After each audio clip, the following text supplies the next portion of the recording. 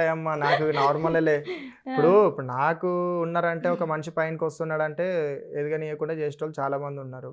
ఇంకా మరి మీకు ఏమైనా థ్రెట్ ఉంది అనుకోవచ్చా ఎవరి నుంచైనా ఫ్యూచర్ లో? ఇంకేమో మరి చూడాలి. మీకు తెలుస్తుంది కదా.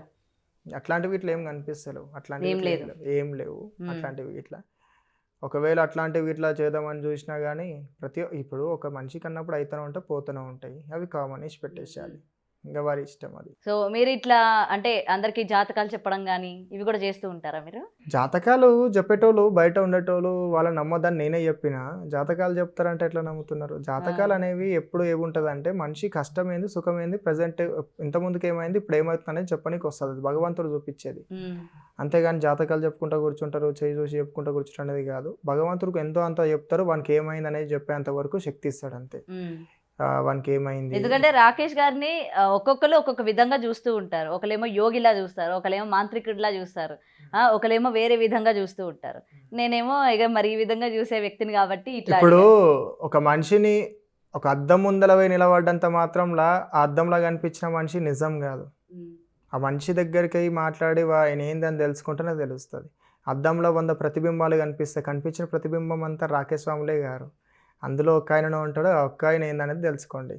నేను చెప్తున్నది ఏంటంటే నేను ఒక శివశక్తికి సంబంధించిన ఆయనని, నా యొక్క అమ్మవారి గురించి నేను గొప్పగా చెప్పుకుంటున్నా. ఇప్పుడు నేను ఇక్కడ ఎవ్వరి మతాలని కూడా కించపరిచి మాట్లాడతలేను. ఎందుకంటే నాకు ప్రతి ఒక్క మతం మీద గౌరవం ఉన్నది. ప్రతి ఒక్కరి మీద రెస్పెక్ట్ ఉన్నది. ప్రతి ఒక్క పబ్లిక్ మీద నాకు రెస్పాన్సిబిలిటీ ఉన్నది, చెప్పే రెస్పాన్సిబిలిటీ. కాబట్టి నేను ఒక శివశక్తికి సంబంధించిన మనిషిని. నన్ను తప్పుగా చూసేటోళ్ళకి తప్పుగానే కనిపిస్తా, కరెక్ట్గా చూసేటోళ్ళకి కరెక్ట్గానే కనిపిస్తా. అది మీ యొక్క అభిప్రాయాల బట్టి ఉంటుంది. కాబట్టి మీకు చెప్తున్నది ఒకటే, నేను ఒక శివశక్తిని, తాంత్రికిని, మాంత్రికిని మాత్రం కాదు. దాని గురించి విరుగుడు చెప్పడం జరిగింది. మీకు ఇట్లా ఉండండి ఇది. ఎందుకంటే మేము చిన్న ఉన్నప్పుడు మేము ఎదుర్కొన్నాం. మా అమ్మ నాకు చిన్న ఉన్నప్పుడు దేవుడు వస్తే నా కొడుకుని చేతవాడి చేసి చంపేస్తారో, ఇంటి పక్కలతో గొడవలు అయితే వాళ్ళు ఏం చేస్తారో అన్నట్టు భయపడేటోళ్ళు. ఆ భయం వల్ల ప్రతి ఒక్క తల్లిదండ్రులకి తన పిల్లలు ఎక్కడైతే ఆగమవుతారు అనే భయంతో మాంత్రికులు తాంత్రికులు అనుకుంటే ఇది అదో వేయించుకుంటుంటారు. సో అట్లాంటివి వేయించుకోదని నేను చెప్పడం జరిగింది. దానివల్ల కొందరికి బాధ అనిపిస్తుంది. అంటే ఇక మరి వాళ్ళు ఎందుకు బాధపడుతున్నారో నాకు తెలియదు. ఓకే, మరి అంటే మీరు ఇలాగే ఒక మీడియాలోనే మరి మీరు చేతులు పడిపోయేలా చేయడం దానివల్లనే జనాలు అందరూ నమ్మారు అనుకోవచ్చా? అందులో ఒక వీడియో ఉంటుంది, మీరు చూడండి. లాజిక్ లేని మ్యాజిక్లు నేను చేస్తా, గడ్డంలోకి వెళ్ళి పువ్వు నేను తీస్తా. ఒక మాంత్రికుడి దగ్గరికి పోతే ఆ మాంత్రికుడు చెయ్యి లేపకుండా చేస్తాడో, కాళ్ళు లేపకుండా చేస్తాడో, ఏదో చేస్తాడని భయపడతారు. అట్లాంటి నమ్మకండి అనేది వీడియో ఉంది. మీకు నేను వినిపించమంటే చూపిస్తా. ఇప్పుడు ఇక్కడ వినిపించమని వినిపిస్తాను. ఎందుకంటే ఆడియో మీరు వినండి, మీకు తెలుస్తుంది. సో ఇక్కడ చెప్తున్నది ఏంటంటే, ఒక మాంత్రికుడనా ఒక తాంత్రికుడు అనేటోని నమ్మి మీరు భయపడి ఏం చేస్తారనే భయంతో మీరు ఉండకండి. ఇంకోటి, ఇంటి పక్కల అన్నదమ్ముల పంచాయతీ అయినప్పుడు, లేకపోతే ఇంటి పక్కల పాగోళ్ళ పంచాయతీ అయినప్పుడు ఇట్లా తెల్లారి వరకు నేను ఎట్లా చేస్తావు చూడరా, నువ్వు ఎట్లా చేస్తావు చూస్తా. లేకపోతే అరే నాకు తెలిసిన వాళ్ళకి పలానా వాళ్ళు మంత్రగాలు ఉన్నారా, నేను లేవకుండా చేస్తా, చాలా మంది ఉన్నారా మాకు తెలిసిన వాళ్ళకి, ఇట్లా వాళ్ళతో నీకు ఎట్లా చెప్పాలో చెప్పిస్తా అనేటోళ్ళు ఉంటారు. సో అట్లా చేసేటోళ్ళకి ఇట్లా మీరు నమ్మకండి. ఎందుకు నమ్మొద్దు అని చెప్తున్నా అంటే, ఈ యొక్క నేను చిన్న ఉన్నప్పటి నుంచి చూసుకుంటూ వచ్చిన డైరెక్ట్గా ఏం చేయలేక ఇండైరెక్ట్ ఇట్లా చేస్తే అదే విధంగా పోయి నేను ఒక మాట అడుగుతా. వాని దగ్గర ఆ శక్తి ఉంటే 10 మందికి అన్నం పెట్టమని, వాని దగ్గర ఆ శక్తి ఉంటే 10 మంది కడుపు నింపమని. అదే శక్తితోని ఈ యొక్క బార్డర్ల దగ్గర ఆర్మీ వాళ్ళు ఉంటారు. వాళ్ళకి బార్డర్ల దగ్గరికి ఈ గన్లు ఇచ్చాడు ఇవన్నీ ఇచ్చాడు కంటే ఇట్లాంటి మంత్రగాలను 10 మంది పెట్టి ఆడ మొత్తం ఎక్కడెక్కడ ఎవ్వరు రానియకుండా చేయమని చెప్పు, ఆడ సెట్ అయిపోతుంది కదా.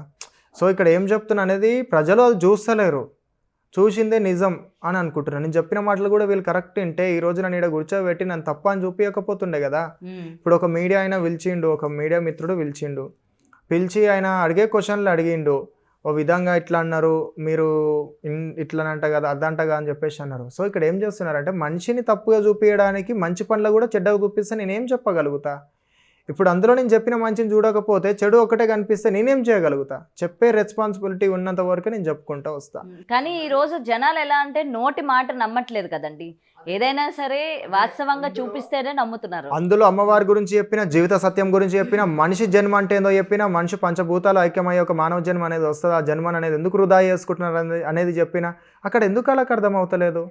అక్కడ చెప్పిన మ్యాటర్ అనేది చూస్తలేడు. సో అక్కడ చూపించాల్సింది చెడు చూపిస్తే తొందరగా ప్రజలు అనేవి చూస్తారు.